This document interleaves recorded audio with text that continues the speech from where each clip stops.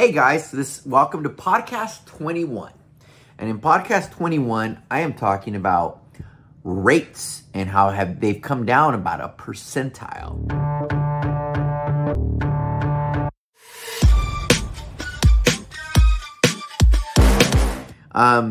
It's huge. And I just shot a short video that I'll be uploading to YouTube also about how it affected a client. So bottom line is I had done a podcast last week about how rates were coming down and now they're starting to come down. So I have a client that was going to buy a house in April and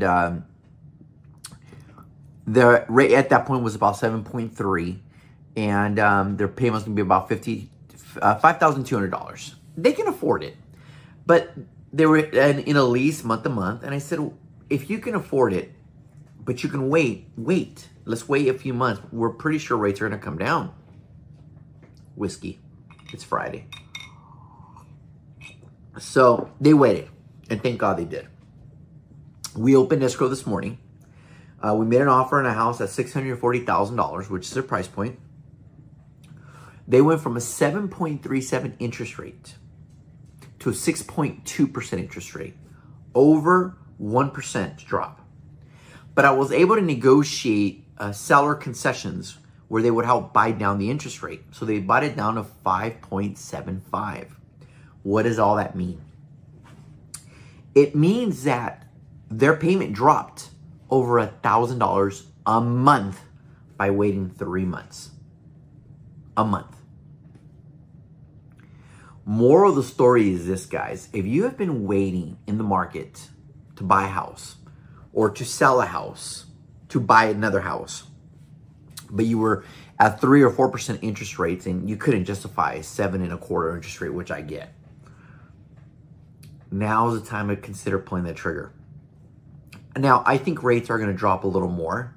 I think they're going to casually come down. I think there's going to be at least one more rate drop in the next few months. But what worries me is this.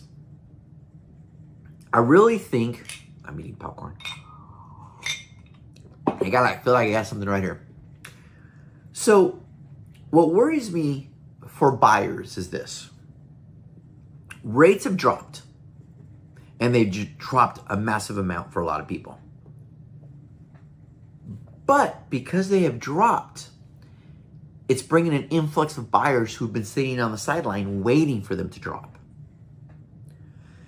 Inventory has not changed. The amount of houses for sale is about the same.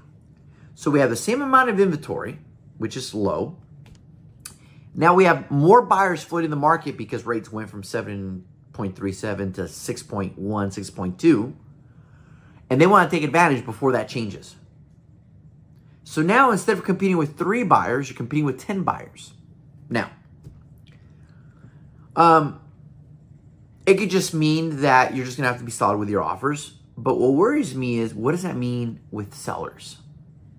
Does that mean that they're going to be getting above asking for market? Because right now everybody's getting pretty much market, what the house is worth. Are you going to have to start asking for offers now where you're going to start paying for your agent's commission because September 17th, the new laws come into play? There's a lot of things it can mean.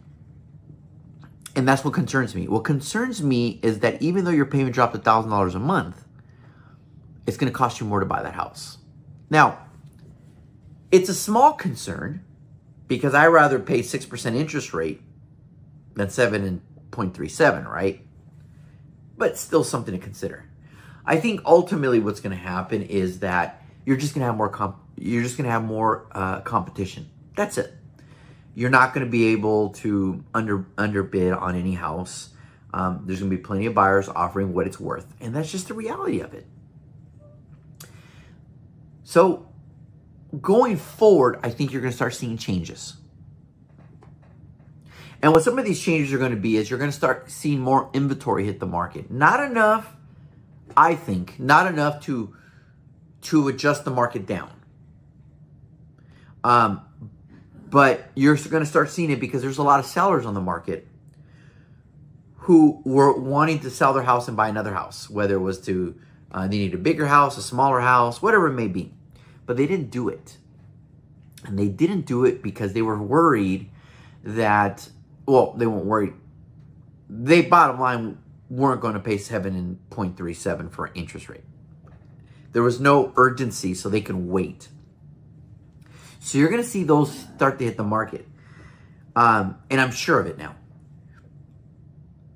But I don't think home values are going to drop. Now, if I pulled in certain areas the data right now, it would show that home values adjustments are down. In other words, the percentage of homes on the market that have to adjust their prices down is starting to go up. I would argue that those homes are overpriced. And the reason I would argue with that, because there's only two reasons homes aren't selling right now: overpriced or shit condition. And that's what's going on. So I would argue that those are the ones that are sitting on the market. They still are going to sell. There's no doubt about it. There's just no doubt about it. It's just going to take longer to sell. You know, we all got spoiled the last few years of house selling in less than 14 days, less than 21 days. I mean, if I had a house for sale for more than 3 weekends, I'd be like, oh my God, what's the hell's going on, right? Which is funny, because if you look at it historically, I've been doing this for almost 25 years now. Average days on market was 45 days to 60 days before you sold a house. Those days are gone, by the way. I think the average is going to be about 30 days now, a month, with the amount of inventory we have right now. So, if you are a seller, get your ducks in a row. Get your ducks in a row, because now is going to be the opportunity to cash in before you lose any equity.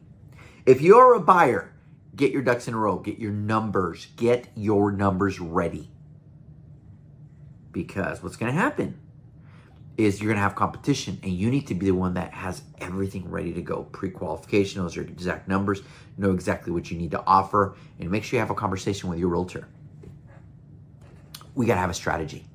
And the strategy better not be, if the house is $700,000, offer $690,000. You're never going to get the house. Have a realistic strategy on how you guys are going to get that house. All right, guys? I'll have another video, another podcast in a few days, probably Monday or Tuesday. But we're going into our busy season. And for 18 months, we have not been in our busy season. Almost 2 years. I've never seen a market like this. I think we're coming out of it. It's going to be crazy times. Crazy times.